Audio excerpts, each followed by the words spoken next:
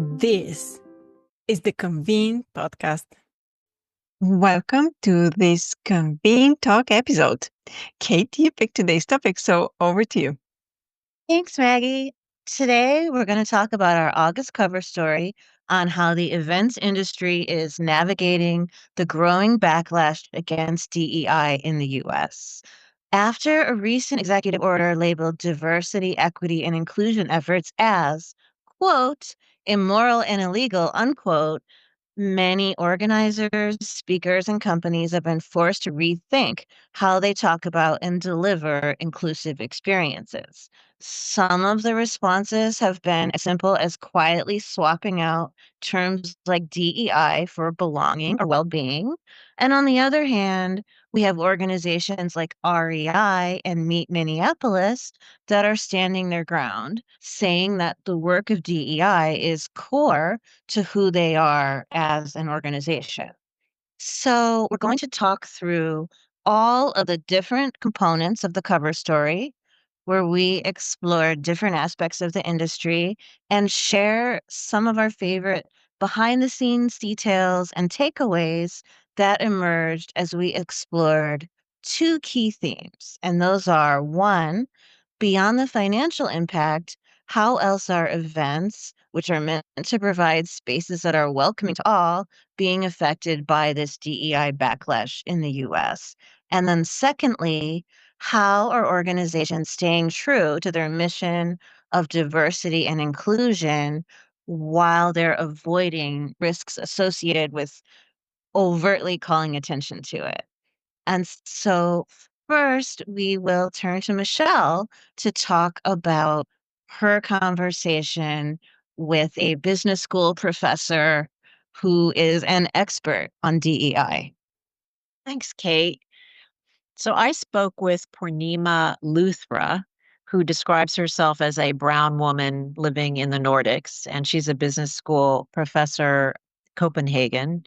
I just did a search, and her new book is called Can I Say That? And I thought, can I say that referred to it seemed to me that it was speaking to the fact that we have to not talk about DEI publicly, and we just, as you said, are just finding other words for that mission or that activity or that value, whatever. And actually, it isn't that. She talked about, can I say that in the context of not offending someone and trying to be inclusive and welcoming? But what she said is that DEI is being seen as a threat to your status, your culture, your values, your opportunities, your access to resources, and a threat to the very idea of meritocracy. And that's what we're seeing playing out today. So she really wanted to get to the bottom of why is DEI seen as a threat? Why are people afraid of it? And that's what the book is about. And it was interesting to talk to her because she helped me understand the challenges that DEI professionals have in a corporate world, which is really run by quarterly results, and how DEI takes time. So there are some metrics you can report, say number of people of a different color who are in this position, or how many people you have in this position who are also considered minority or whatever. But she said that's really not a good measure of whether your workplace or your organization is inclusive and diverse. In the book, she has something you can say when you meet somebody who's very different from you, let's say at a networking event. And sometimes you ask questions out of curiosity and you don't mean to offend someone, but some of the questions you ask can be offensive. Like where I've seen a video on social media of somebody who keeps asking someone who's obviously of Asian background, "Where do you come from?" And she keeps saying, "I come from Berkeley, California." But he's like, "Yeah, but where do you really come from?" Which is super offensive. So she said, the best thing you can say to somebody is tell me about yourself. Just tell me about yourself. And then they can share what they want to share about their background or their current job or whatever. And you can be seen as somebody who's curious, and never follow that up with any kinds of, bias you may have or surprise about anything that they talk about, because that just shows, like I said, your bias. I thought it was a good way to start off our coverage. I had the privilege of speaking with REI. And for those of you, I think everyone knows what REI is, but REI is an outdoor store where you can buy tents, hiking boots, whatever. And those who are familiar with REI know that like its ethos is really, really important to its brand. I'm a little bit of an REI fangirl. I love REI. I buy a lot of my stuff there when I go hiking or do anything outdoorsy. But something that REI is known for is, or becoming more known for, I don't think this maybe was always the case, but I think they're very loud and proud about it now, is their inclusivity and also their focus on sustainability. So they have a few pillars that they stick to. And something that I think is really cool about REI is as we've seen a lot of retailers kind of pull back on their DEI initiatives over the past several months, REI has really dug in deeper. And I had the privilege of speaking with two people from their internal events team, meaning they really are focusing on planning events for their employees. So I interviewed Beth Cohen as well as Deanna Wosu, who are actually fresh off of their biggest internal event of the year. So I had the privilege of speaking to them about how it went and what was different, what was new. So this is an event that they call the Anderson Awards. It's our largest employee recognition event. It involves bringing together close to 200 employees from around the country for a few days in their hometown, in REI's hometown of Seattle. And so it's really about honoring them, their work, but it's also about connecting them with other departments and other people within the company so that they can kind of learn from each other and also just kind of allow them to learn from each other and also kind of experience what their day-to-day work what they're doing in their day-to-day work to kind of further those brand pillars of sustainability and inclusivity. So there's a really cool example of that they did not this year, but the last year.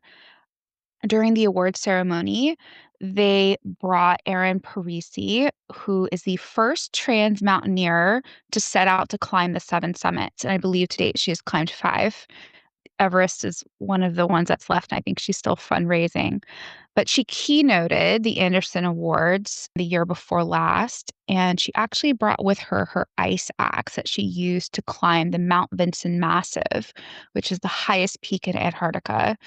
And that axe was inducted into the Co-op Living Archive. And that's something that REI has set up as a museum of sorts. It's a collection of artifacts that's significant to the brand's history. So I thought this was a really cool thing that they did. Deanna shared a little bit about this on her LinkedIn.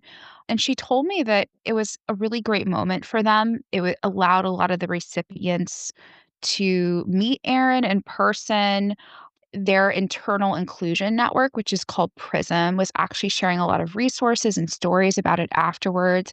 Erin spoke about her transition during the ceremony, so this was something that, was relevant to their employees. And afterwards, employees got to actually take a tour of the living archive and got to see the ice axe up close. Deanna was telling me that they really are looking to make that pillar of inclusivity more of an experiential element in their events. It's not so much someone getting up on a stage and speaking to them, although they still do that. They just try to kind of broaden it and make it a little bit more interesting and experiential and personalized to their employees. So I think it's just a really good example of how a corporate brand is bringing DEI to life.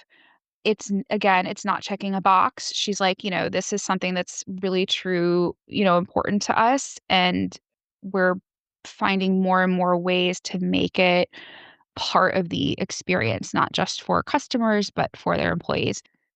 Well, I was just thinking when you said experiential, it just kinda clicked for me in the conversations that I've been having with I really talked to some destinations and also consultants to destinations just about how this most recent backlash is affecting them. And, Kate, you used the phrase standing their ground, which I just think is such a great description of what's going on in terms of inclusivity, is that people are just staying with what they've been doing for very good reasons that aren't just, "I'm standing my ground," but because of how well it is working for them and what clients are asking for. I talked to Melvin Tennant at Meet Minneapolis, and I feel like this is kind of a marker for me of where we are in conversation and media, because he said, "We're just going to tell the truth." And I'm paraphrasing that slightly. I don't know if that his exact words, but it was just like such a moment of recognition, like, of course, that's what we wanna do, is tell the truth.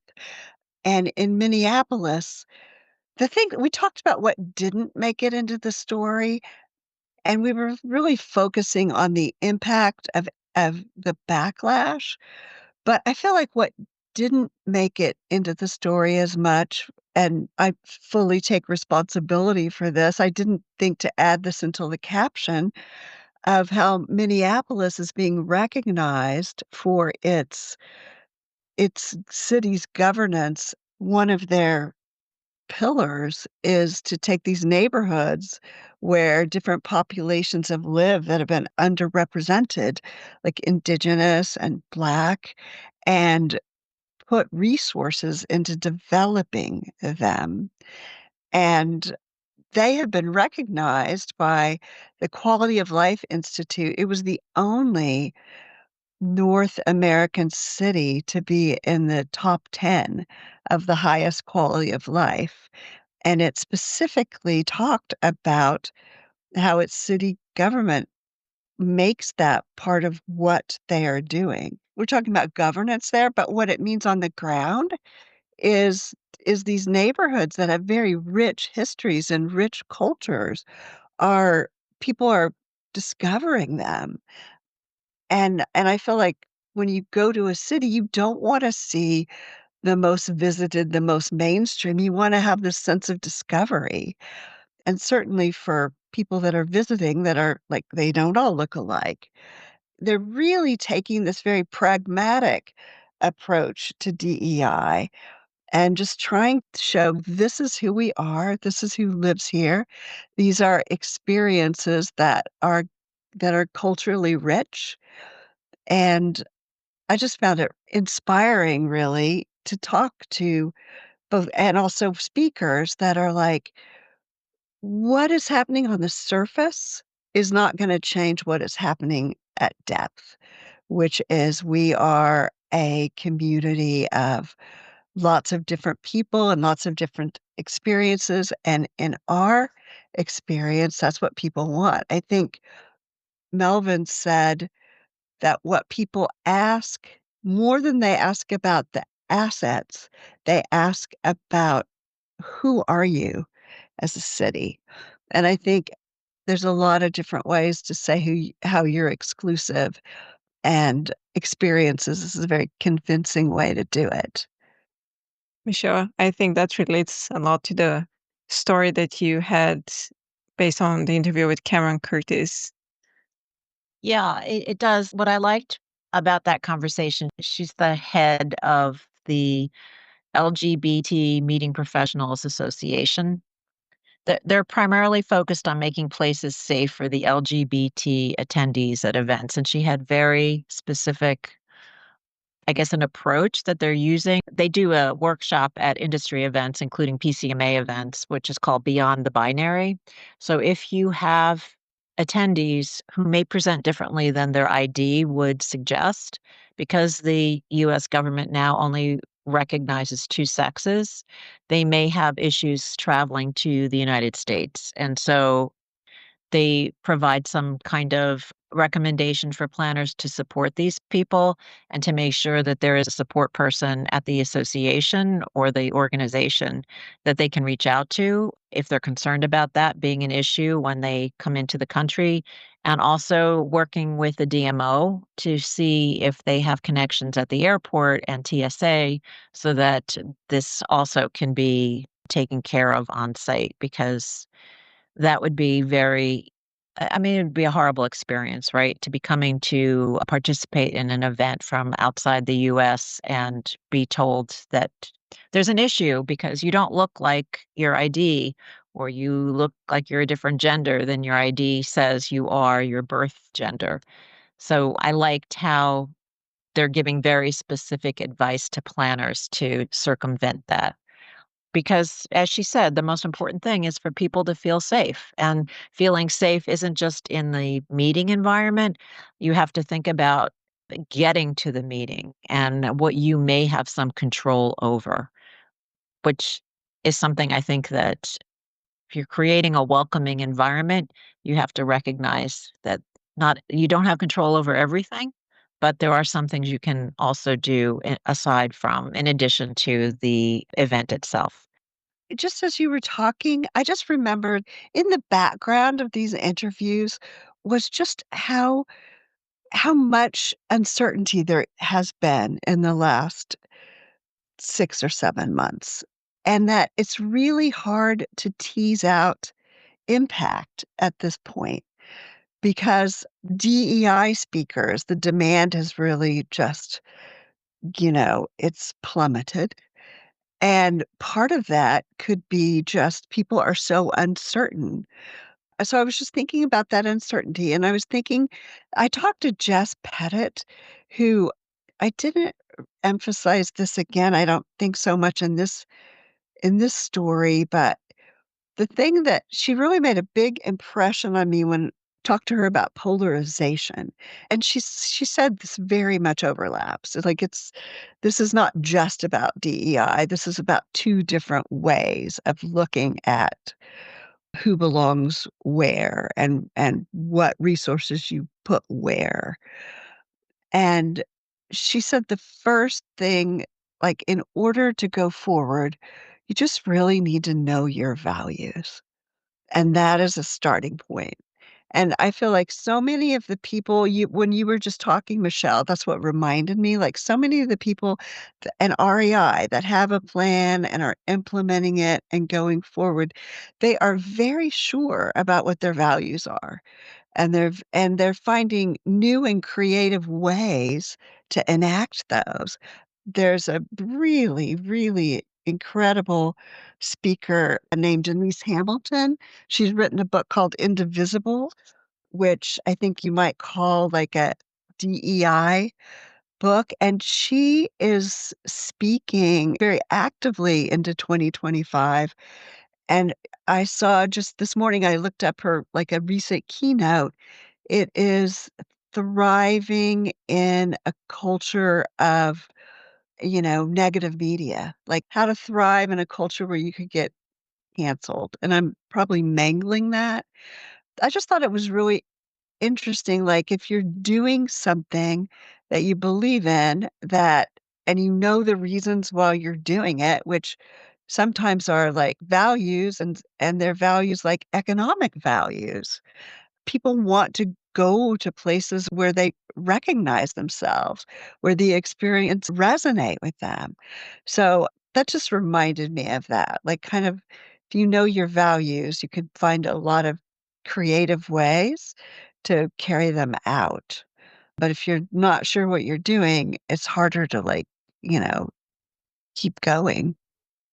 I wanted to tie in also my interview with Karen Curtis for the upcoming season 8 of the podcast. And one thing that kind of stood out in the conversation was when she said that there is a difference between somebody feeling welcomed and somebody feeling like they belong. And it took me a second to kind of just sit with that notion and think about it. And I'm not going to reveal more about the interview because it's coming up. So for those who are curious, just stay tuned for season 8, which is also dedicated to DEI.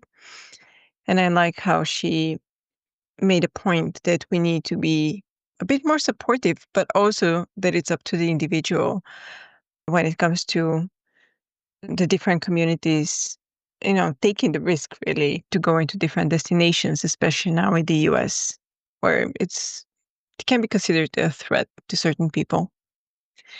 And also another podcast kind of thread. I also interviewed Diana Wosu for the podcast for the previous season, where we did not speak about DEI. We actually spoke about career development. And again, those values of REI really shine through in that interview because she felt very supported and she shared how she got to where she is currently in her role, which also gives a hint of when you're in a good environment, you really can thrive, which I took away from our conversation. Kate, maybe what stood out to you? What did you like the most? So, what stood out to me as someone who didn't work on the story and only saw it once it came together is the story may be about DEI, but it really shows how good the people in this industry are at pivoting when they need to pivot and changing the conversation in a way that's productive rather than just putting you on the defensive, trying to explain why it's important for people to come together, which is something that is so basic that it doesn't need to be justified. And for me personally, I feel a lot less worried about the impact of this DEI rhetoric in the US after seeing what all these people had to say. Like I don't know if anyone else felt a little bit more warm and fuzzy afterwards. I felt like I could see this in a bigger context, that this is what's going on now, but this is what's been going on for centuries. Like it's so I was inspired at like how people really were sticking with it. And I also raised my hand because I wanted to correct Denise Hamilton's title of her most recent keynote, which is Thriving in an Age of Moral Outrage. I think that that could apply to this DEI very much, that it's, these two opposite points of view talking past each other sometimes. So, yeah, I felt super warm and fuzzy. Like, I very rarely get actual goosebumps while talking to people, interviewing people, but that was a goosebump moment just to hear Melvin Tennant say, "Well, we're just gonna tell the truth." And, like, how simple and how hard.